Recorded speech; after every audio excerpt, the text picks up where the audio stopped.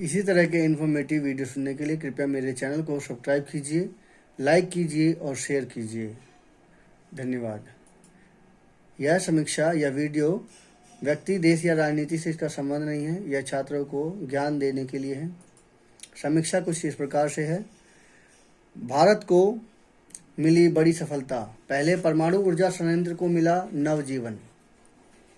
भारत में परमाणु ऊर्जा कार्यक्रम को बड़ी सफलता मिली है। महाराष्ट्र के पालघर जिले स्थित तारापुर ऊर्जा परमाणु ऊर्जा संयंत्र TAPS की यूनिट जीर्णोद्धार के बाद फिर से 160 मेगावाट बिजली पैदा करने लगी है। यह उपलब्धि इसलिए खास मानी जा रही है क्योंकि भारत एशिया का पहला देश बन गया है जिसने किसी पुराने परमाणु रिएक्टर का जीवनकाल पूरी तरह स्वदेशी तकनीकी से बढ़ाया है। पुराने परमाणु रिएक्टर का जीवनकाल पूरी तरह स्वदेशी तकनीकी से बढ़ाया है। यह पहला भारतीय रिएक्टर बना है और कहना चाहिए एशिया का पहला देश बना है।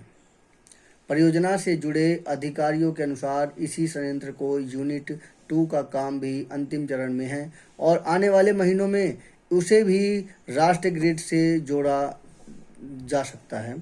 संयंत्र का संचालन nuclear power corporation of India limited करता है। अधिकारियों ने बताया कि संयंत्र के नवीनीकरण और आधुनिकीकरण के लिए इसे 2020 में बंद कर दिया गया था। जीर्णोद्धार प्रक्रिया पूरी करने में 6 वर्ष लगे हैं। TAPS 1 व TAPS 2 वर्ष 1969 में चालू हुए थे और वे एशिया के शुरुआती परमाणु रिएक्टरों में गिने जाते हैं।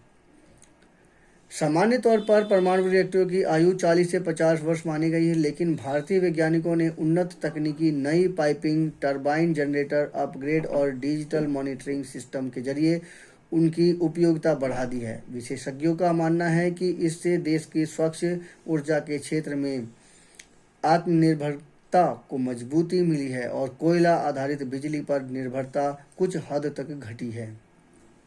देखिए, बड़ी बात है कि कोयला आधारित बिजली पर निर्भरता कुछ हद तक घटी है। नवीनीकरण के दौरान 3D लेजर स्कैनिंग, जंग रोध सामग्री का इस्तेमाल, नई सुरक्षा प्रणालियों और कंट्रोल रूम का आधुनिकीकरण किया गया है। जो नई तकनीकी आई उससे किस तरह से डेवलपमेंट किया जाए उसके बारे में सोचा गया है, जिसका इस्तेमाल इसमें करके उन्होंने परमाणु ऊर्जा संयंत्र को नवीनीकरण के रूप में परिवर्तित किया है। नवीनीकरण संयंत्र में पिछले संचालन के काल में बड़ी मात्रा में स्वच्छ बिजली देकर कार्बन उत्सर्जन कम करने में भी अहम भूमिका निभाई है। पिछले संचालन में बड़ी मात्रा में स्वच्छ बिजली देकर जो भी बिजली दे रहे थे वो कार्बन उत्सर्जन कम करने में अहम भूमिका निभा रही है वो बिजली। तारापुर संयंत्र की वापसी को भारत की परमाणु इंजीनियरिंग क्षमता और दीर्घकालिक ऊर्जा सुरक्षा की दिशा में महत्वपूर्ण कदम माना जा रहा है। विशेषज्ञों का मानना है कि इससे भविष्य में पुराने रिएक्टरों के नवीनीकरण का रास्ता भी आसान होगा। तो ये इंजीनियरिंग क्षमता के बारे में, एक विशेष तरह की इंजीनियरिंग क्षमता के बारे में बताया गया है इस प्रोग्राम में।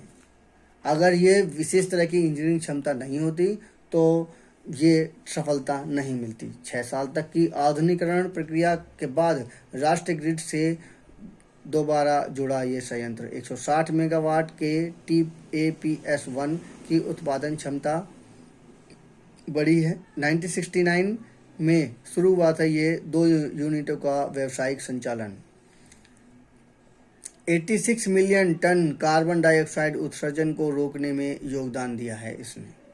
ये बड़ी बात है कि इसने इतने बड़े मात्रा में कार्बन डाइऑक्साइड उत्सर्जन को रोकने में योगदान दिया है। ये समीक्षा कैसी लगी कमेंट कीजिए और बताइए। और इसी तरह के इन्फॉर्मेटिव वीडियो जो लोगों के लिए महत्वपूर्ण हैं, प्रतियोगी परीक्षाओं के लिए महत्वपूर्ण हैं, लोगों के विचारों के लिए महत्वपूर्ण हैं, वो हमारे इसी चैनल पर देखिए। मेरे चैनल को सब्सक्राइब कीजिए, कमेंट कीजिए और बताइए। यहाँ महत्वपूर्ण बात यह है कि जब से 1969 से जैसे जैसे विकास हुआ वैसे वैसे लोगों ने, मतलब जो वहाँ के जो यूनिट हैं, उन्होंने नए तरह के आविष्कारों को जो यूज किया है उसका उपयोग बढ़ाते हुए उन्होंने इस तारापुर परमाणु संयंत्र को जिंदा रखा ये उनकी बड़ी उपलब्धि है। मेरी समीक्षा कैसी लगी कमेंट कीजिए और बताइए। धन्यवाद।